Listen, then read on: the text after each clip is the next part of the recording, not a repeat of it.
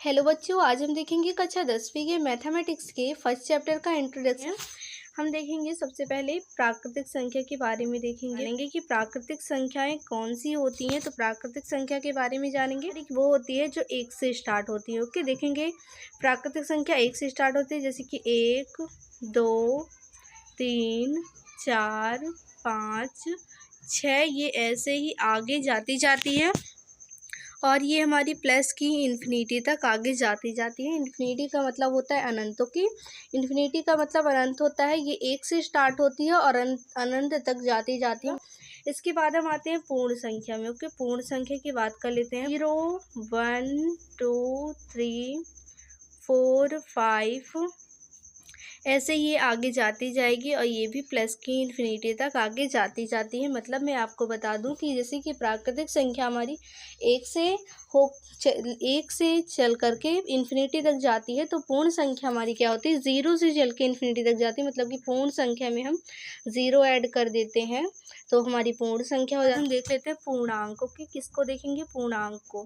पूर्णांक संख्या, तो पूर्णांक संख्या में हम देखेंगे पूर्णांक संख्या वे संख्याएं होती हैं जिसमें प्लस की संख्याएं भी आती हैं और उसमें माइनस की संख्याएं भी आती हैं। जैसे कि मैं बता दूं, प्लस की संख्याएं मतलब हम सबसे पहले पूर्ण संख्या को इसमें ले लेंगे। पूर्ण संख्या जैसे कि 0, 1, 2, 3, 4, 5 ये ऐसे ही आगे जाती जाएगी और कहाँ तक जाएगी, प्लस की इन्फिनिटी तक आगे बढ़ती जाएगी। ओके, फिर हम देखेंगे पर इसमें क्या होता है ना कि माइनस की संख्याएं भी होती है, जैसे कि -1, -2, -3 ये ऐसे ही आगे जाती हैं। ये माइनस की इन्फिनिटी तक आगे चली जाती हैं। जैसे कि संख्याओं को धनात्मक पूर्णांक कहते हैं और माइनस की संख्याओं को, मतलब ये यहाँ से लेकर के ये हमारी धनात्मक पूर्णांक होती है और ये हमारी ऋणात्मक पूर्णांक होती है। ओके, कर लेते हैं। अब हम परिमेय संख्या देखेंगे। तो परिमेय संख्या होती है जिनको हम P/Q के रूप में लिख सकते हैं। ओके, परिमेय संख्या क्या होती है, जिसको हम P/Q के रूप में लिख सकते हैं। ओके, और एक कंडीशन होती है कि Q हमारा कभी भी 0 नहीं होना चाहिए। ओके, परिमेय संख्या की बात देखते हैं। इसके बाद हम अपरिमेय संख्या की बात कर लेंगे। अपरिमेय संख्या किसे कहते हैं। अपरिमेय संख्या वे संख्याएं होती है जो रूट में आती हैं। रूट वाली संख्या अपरिमेय संख्या होती है।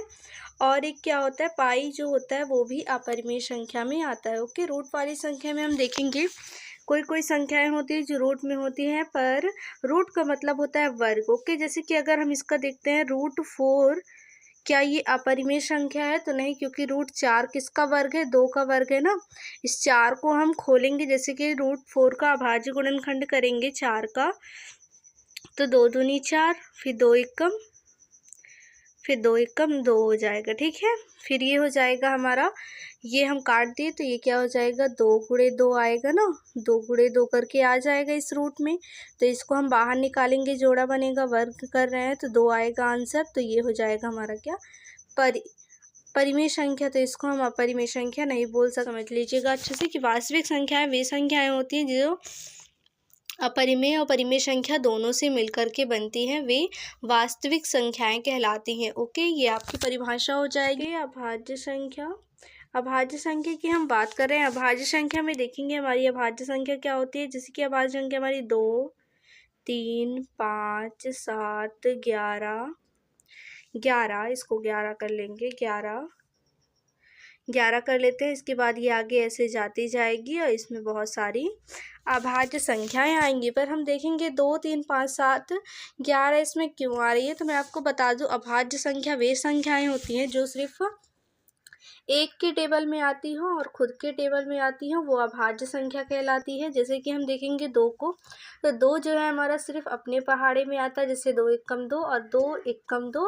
और 1 दूनी 2, मतलब 1 के पहाड़े में 2 आता है और 2 के पहाड़े में सिर्फ 2 आता है। अभाज्य संख्या हमारी क्या होती है, जो सिर्फ एक की पहाड़े में आए और भी पहाड़े में, एक से ज़्यादा पहाड़े में, 1 या 2 से ज़्यादा पहाड़े में आता है, वह संख्याएं भाज्य संख्या कहलाती है। जैसे कि 1, 4, फिर इसके बाद हम 6 ले सकते हैं, 7 तो नहीं, 8 ले सकते हैं, 9 ले सकते हैं। इससे फर्स्ट चैप्टर का 1.1 का क्वेश्चन नंबर फर्स्ट देखेंगे। हमारा क्वेश्चन कहता है कि निम्नलिखित संख्याओं की जो संख्या हमें दी हुई है को अभाज्य गुणनखंडों के रूप में व्यक्त करना है। ओके, खंडों के गुणनफल के रूप में व्यक्त करना मतलब हमें अभाज्य गुणनखंड के रूप में इसको बनाना है। हम फर्स्ट नंबर देखेंगे। फर्स्ट नंबर क्वेश्चन हमारा 140 लिखा हुआ है ना।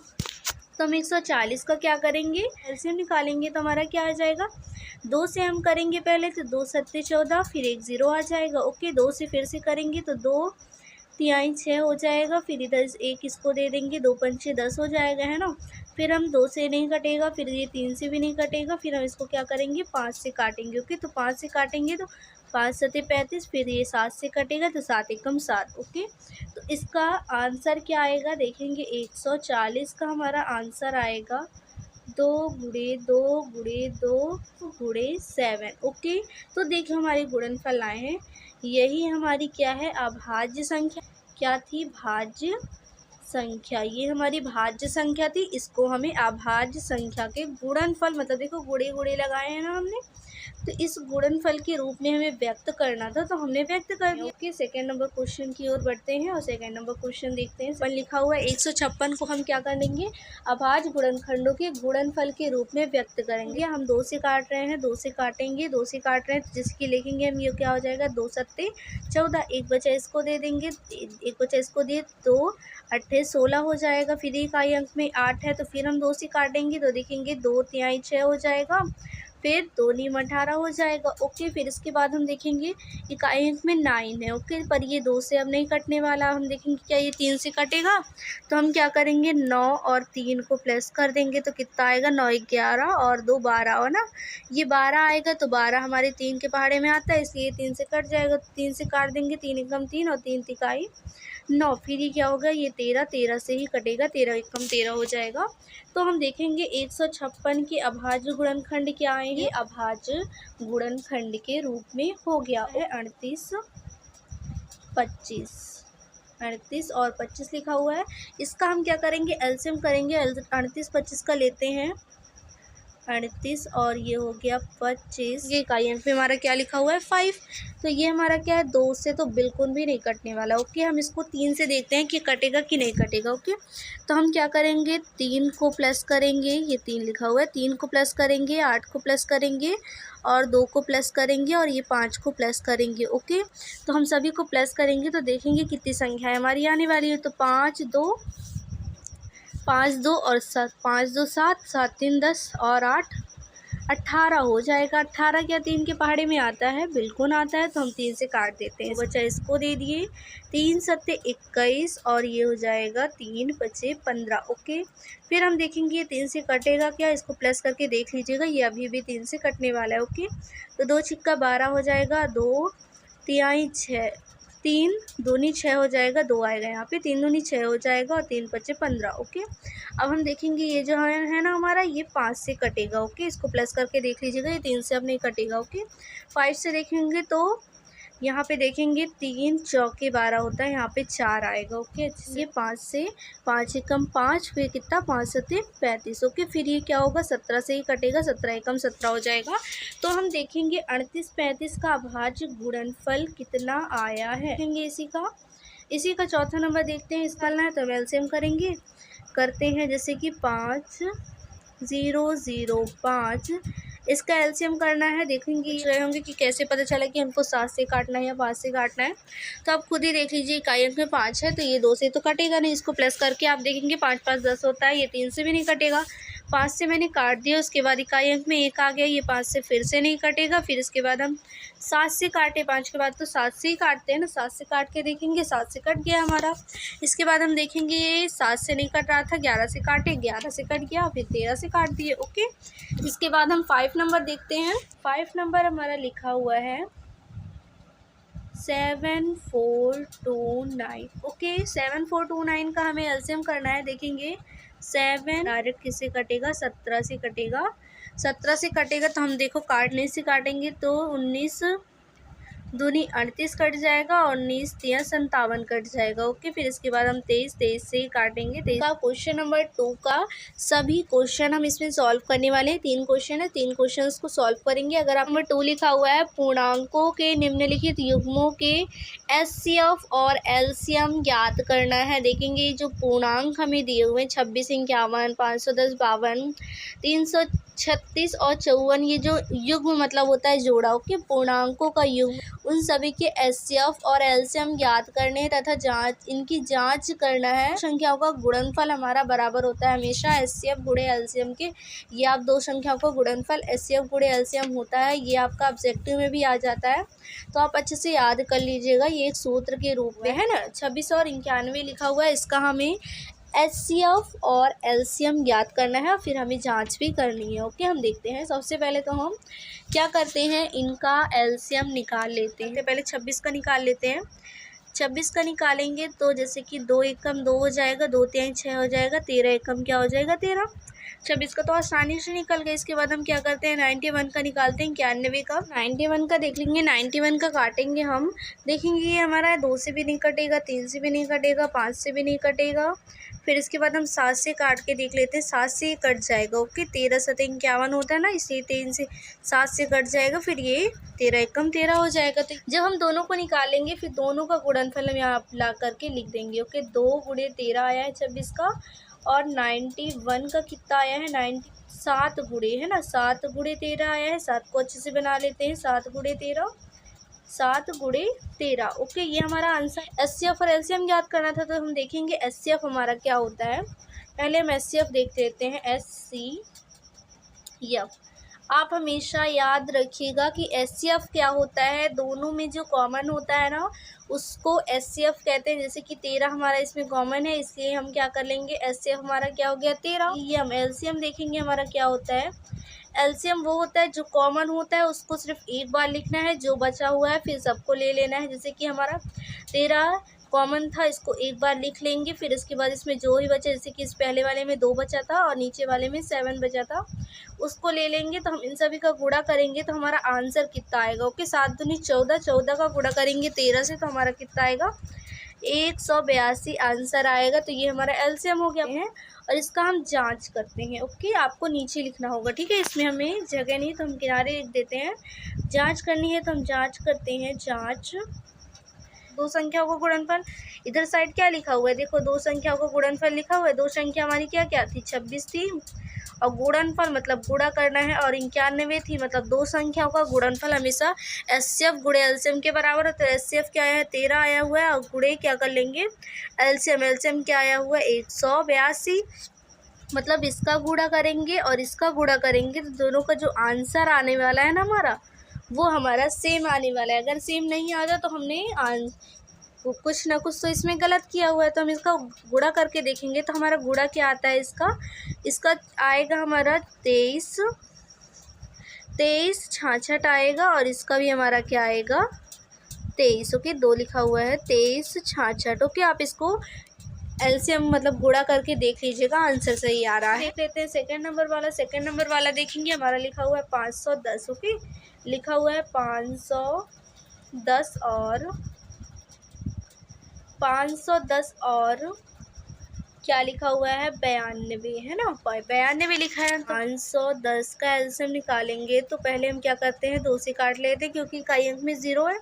तो 2 दूनी 4 हो जाएगा, 2 पंचे 10 हो जाएगा। 2 क्या करेंगे 92 का निकालेंगे 92 का, तो 2 से करेंगे पहले, तो 2 तिहाई 6, 2 चौके 8 हो जाएगा। फिर इसके बाद 2 छिक्का 12, 2 से फिर से करें। दोनों संख्याओं के गुणनफल आ गए हैं, अभाज्य गुणनफल। तो 510 का पहले लिख लेते हैं। 510 का हमारा क्या आया है 2 गुणे 3 गुणे 3 है, ये 3 गुणे 5 गुणे 17 आया है, और ये 92 का कितना आया है 92 का आया है 2 गुणे 2 गुणे 23 आया हुआ है। ओके, तो हम जानते हैं कि एचसीएफ हमारा क्या होता है, एचसीएफ निकालना है। एचसीएफ हमारा क्या होता है जो दोनों में कॉमन है। के लिए कोई 2 ऊपर है क्या, नहीं है। 23 के लिए 23 है क्या ऊपर, नहीं है, तो 2 हमारा एचसीएफ हो जाएगा। एलसीएम निकालेंगे, एलसीएम एक बार लिख लीजिए, बाकी तो उतारेंगे। तो फर्स्ट नंबर में देखेंगे हमारा 3 बचा हुआ है, 5 बचा हुआ है और 17 बचा हुआ है। नीचे वाले में 1 2 बचा है और ये 23 बचा हुआ है। ओके, इन सभी का गुणा करेंगे तो हमारा आंसर आएगा 23 4 6 0। ये हमारा आंसर। मिटा के हम इसकी जांच करेंगे तो हम देखेंगे दो संख्याओं का गुणनफल हमेशा एचसीएफ गुणे एलसीएम होता है। ये सूत्र आप लिखिएगा जैसे फर्स्ट वाले में मैंने लिखा है। दो संख्या करेंगे, दोनों संख्याओं को रखेंगे। पहले दो संख्या हमारी क्या है 510 है, गुणे क्या है 92 है। ये किसके बराबर हो गया एचसीएफ 2 गुणे किसके हो गए एलसीएम के 23 460। ओके, तो इन दोनों का हम जब गुणा करेंगे फर्स्ट का आएगा 46 920 और इसका भी 46 920 ही आंसर आए। हम क्वेश्चन देख लेते हैं बहुत ही इजली तरीके से। अगर आपको कुछ भी अच्छे से समझ में नहीं आया तो प्लीज़ वीडियो को रिवर्स करके देख लीजिए, आपको अच्छे समझ में आ जाएगा। और अगर आपको कोई ज़्यादा डाउट है तो मुझे कमेंट करके पूछ सकते हैं। तो 336 का पहले हम क्या निकाल लेते हैं अभाज्य गुणनफल। ओके, 300 निकालते जैसे कि 2 से काटेंगे तो देख कम 2 हो जाएगा, 2 छिक्का 12 हो जाएगा, 2 अट्ठे 16 हो जाएगा। फिर 2 से काटते हैं 2 अट्ठे 16 हो जाएगा, 2 चौके 8 हो जाएगा। फिर 2 से काटते हैं 2 चौके 8 हो जाएगा, 2 दूनी 4 हो जाएगा। फिर 2 से काटते हैं 2 दूनी 4 हो जाएगा, 2 एक कम 2 हो जाएगा है ना, ये कट जाएगा ऐसे ही। फिर इसके बाद हम क्या करेंगे आगे काटते हैं कौन सा 54 को है ना 5 और 4 को। तो क्या करते हैं 2 से काटते हैं 2 दूनी 4 हो जाएगा, 3 हो जाएगा। तो ये हमारा क्या हो गया एलसीएम। हमने अभाज्य गुणनखंड निकाल लिया है दोनों संख्याओं का। इसमें रख देंगे डायरेक्ट ला करके 336 का रखेंगे, कितना हो जाएगा, कितना आया है 2 गुणे आया है इसका आंसर। और 54 का कितना आया है 54 का आया है हमारा 2 गुणे 3 ये हमारा आंसर आया। तो हम देखेंगे एचसीएफ देख लेते हैं ना। एचसीएफ हमें देखना है, ये वाले की 2 के लिए ये जोड़ा बना है तो ये 2 कॉमन हो गया। फिर इस 3 के लिए ये वाले 3 जोड़ा बन गया, ये कॉमन आ गया। अब इस 3 के लिए कोई भी ऊपर 3 नहीं है, इस 3 के लिए कोई ऊपर 3 नहीं है, नीचे हमारा एचसीएफ आ गया।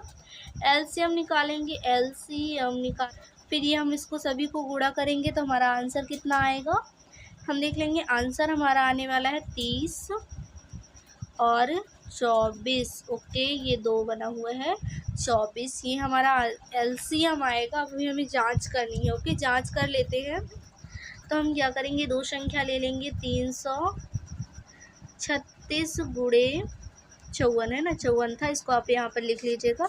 इसके बाद एचसीएफ हमारा क्या आया है 6 आया हुआ है। इसके बाद गुणे एलसीएम हमारा आया है 30 और 24। ओके, 30 और 24 आया है।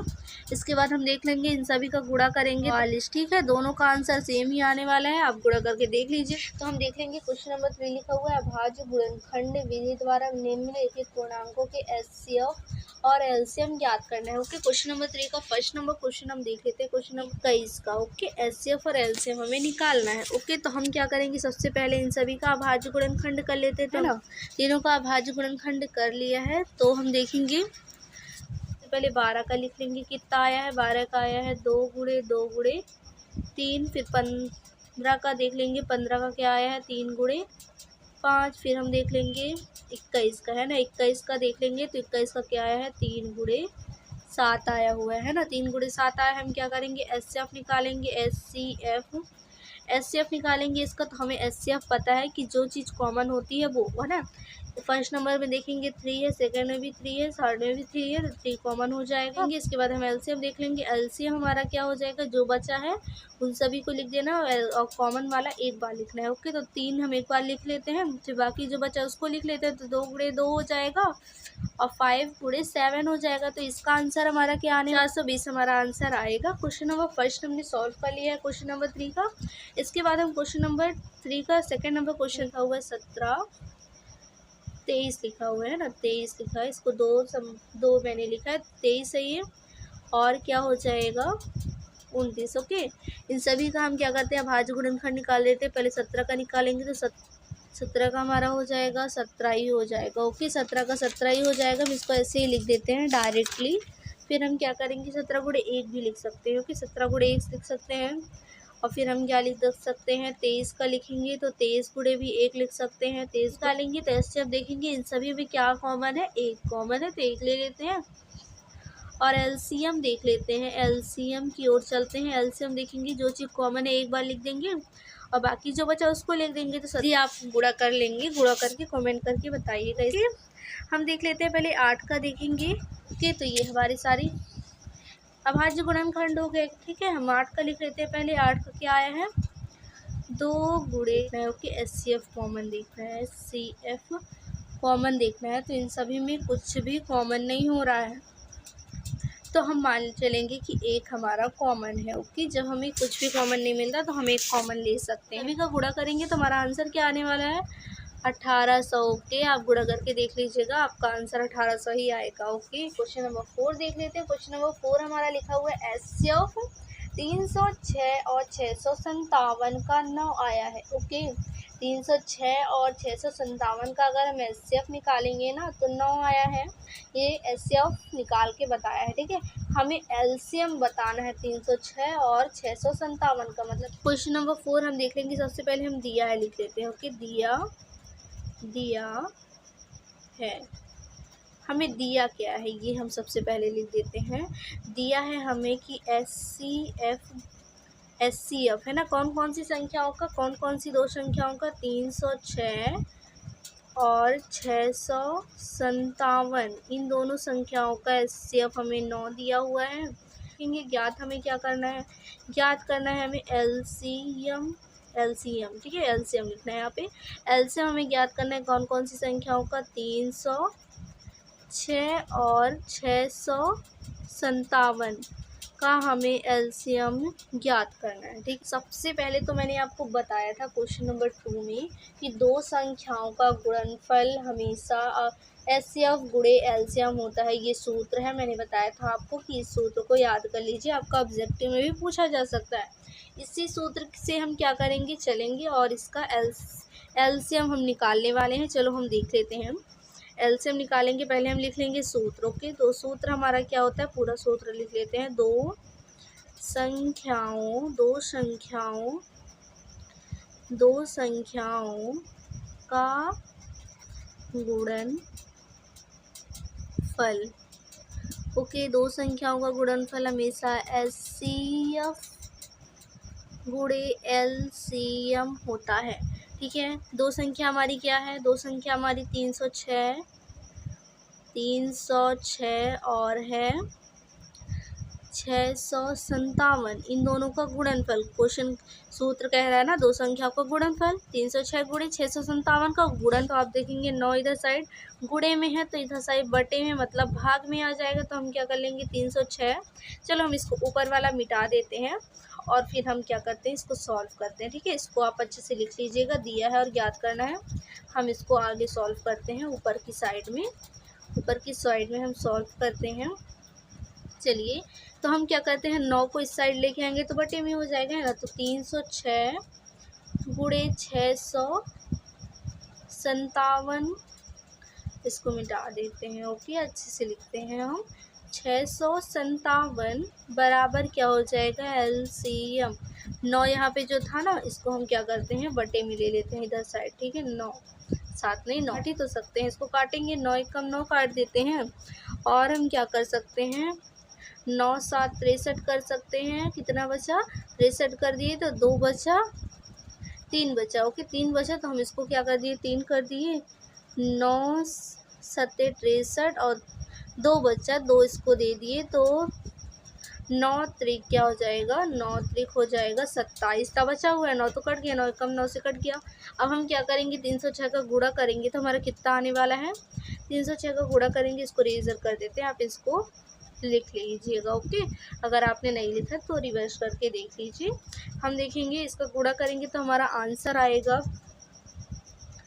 22 33 8। ओके, और ये हमारा एलसीएम हो जाएगा। इसका गुणा आप अच्छे से कर करके देख लीजिएगा, ये हमारा क्या हो गया, आंसर। ओके, क्वेश्चन नंबर 5 का सॉल्यूशन देखेंगे। क्वेश्चन नंबर 5 लिखा हुआ है, जांच कीजिए कि क्या किसी प्राकृतिक संख्या n के लिए संख्या 6 की घात n अंक शून्य पर समाप्त हो सकती है। देखिए बोलता है कि जांच करना है हमें कि किसी भी प्राकृतिक संख्या क्या होती है, जो एक से स्टार्ट होती है। प्राकृतिक संख्या हमारी होती है जो एक से स्टार्ट होती है। ओके, एक से स्टार्ट होती है, अनंत तक जाती है कि जो हमारी 6 की घात n है। ओके, 6 की घात n है, तो अगर हम 6 का HCF मतलब अभाज्य गुणनखंड अगर हम निकालते हैं, जैसे कि देखेंगे 6 का निकालेंगे तो क्या हो जाएगा, 2 तिहाई 6 और 3 एकम 3 है ना। तो हम क्या हो देखेंगे, 6 की जगह पे 2 गुणे 3 लिख सकते हैं और इसकी टोटल घात n लिख सकते हैं ना। फिर हम क्या करेंगे, जो टोटल घात n है तो हम इसको ऐसे लिख सकते हैं कि 2 की घात n गुणे 3 की घात n। पर मैं आपको बता दूं कि मैंने इंट्रोडक्शन और क्वेश्चन नंबर फर्स्ट में बताया था कि आपका अगर अभाज्य गुणनखंड मतलब इकाई अंक में अगर आपका 2 ज़ीरो है ना, ज़ीरो कब आएगा, अगर ये 2 से कट रहा हो और 5 से कट रहा हो, है ना। अगर 2 से या 5 से कटता है तभी इकाई अंक में क्या आता है, 0 आता है। पर हम देखेंगे इसमें 2 से तो कट रहा है पर 5 से नहीं कट रहा है ना, तो इकाई अंक में 0 तो आएगा नहीं, है ना।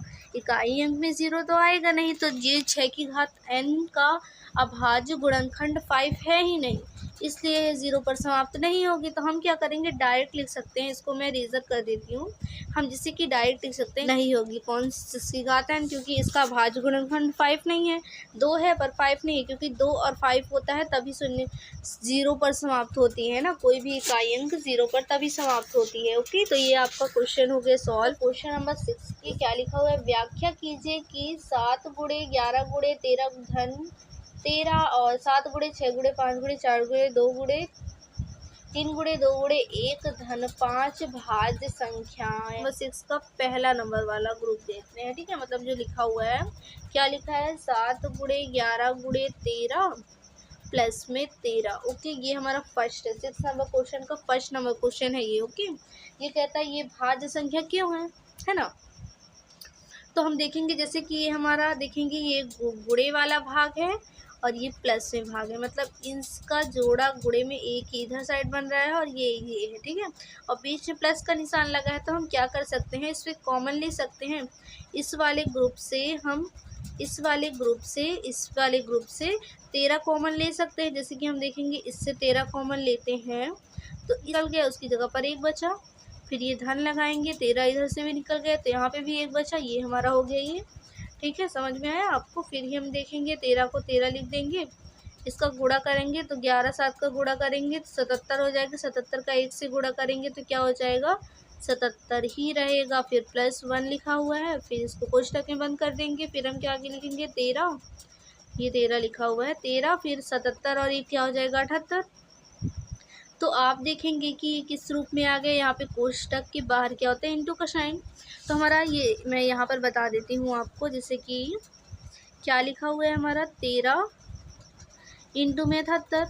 क्या हम 78 का अभाज्य गुणनखंड नहीं कर सकते, 78 का हम अभाज्य गुणनखंड कर सकते हैं। क्यों, क्योंकि 78 2 से भी कट जाएगा, फिर उसको हम आगे काटते जाएंगे तो ये कटते जाएगा, मतलब इसमें भी और भी बहुत सारे इंटू आएंगे। इसको खोलेंगे ना तो हम इसमें भी बहुत सारे इंटू आएंगे, तो भाज्य संख्या, इसलिए ये क्या है, भाज्य संख्या है। लिखिएगा, पहले लिख लीजिएगा, संख्या के एक से अधिक गुणनखंड संभव है, इसीलिए यह भाज्य संख्या है। ओके, सेकंड नंबर वाला देख लेते हैं, इसको सेकंड नंबर वाला देखिए, बताना है ये भाज्य संख्या क्यों है।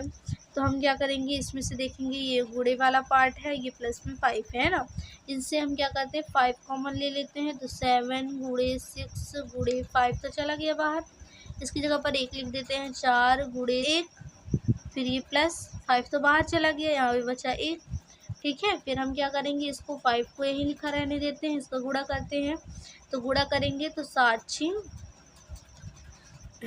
छोटे से करते हैं, 2 तिहाई 6, 6 चौके 24 और 24 का गुणा 1 से करेंगे तो 24 ही रहेगा। फिर क्या करते हैं, यहाँ पे 24 हमारा आया ना, 24 आया है, फिर 7 6 42 है ना, 7 6 42, तो ये 42 हो जाएगा। 42 और 24 का गुणा करेंगे ना हम तो 1008 आएगा। ओके, 1008 और ये प्लस का 1 यहाँ पे बचा हुआ है। ओके, फिर हम क्या करेंगे, 5 लिखेंगे, गुणे में लिख देंगे 1009, उसको भी आप गुणे में लिख सकते थे। 1009 जो है उसका भी अभाज्य गुणनखंड अभी निकल सकता है।